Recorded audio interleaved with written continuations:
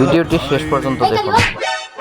বাবা, আমাদের 3 বোনের মধ্যে তুমি কার ভাগ্যে ভাগ্যবান? কালি, লালি, ডালি, তোরা 3 মেয়েই আমার ভাগ্যলক্ষ্মী। না বাবা, আজ তোমাকে বলতেই হবে কে বেশি ভাগ্যবান। চল 3 রাস্তার মোড়ে গেলে তোরা এর উত্তর পেয়ে যাবি। চল বল তোরা কে কোন পথে যাবি।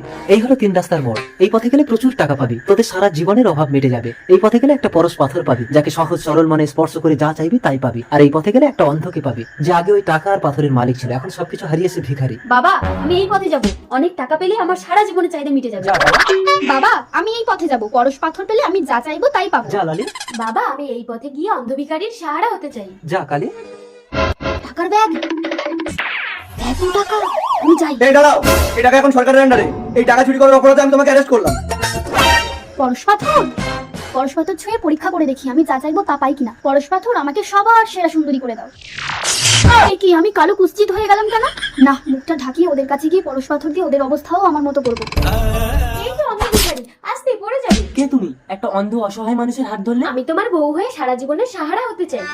বাবা, আমাকে বাঁচাও, পুলিশ নিয়ে যাচ্ছে। দিদিকে তো পুলিশ ধরে নিয়ে যাচ্ছে, পরশ পাথরটা দেবো কাকে?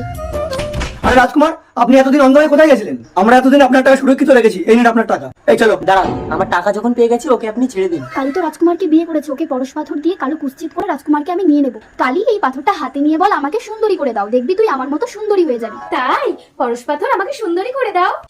এ কি, আমি তো সত্যিই পরশ পাথর ছুঁয়ে সুন্দরী হয়ে গেলাম। এটা কি করে সম্ভব? তাহলে আমার উল্টো হলো কেন?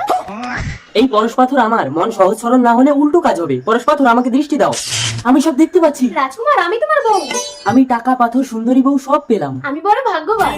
ডালি, লালি, এবার বুঝতে পারলি তো কে বেশি ভাগ্যবান? বাবা, কেমন লাগলো ভিডিওটি অবশ্যই লাইক করে দিয়ে এবং বন্ধুদের কাছেও শেয়ার করে দিয়ে তাদেরকে দেখার সুযোগ করে দেবেন। ধন্যবাদ।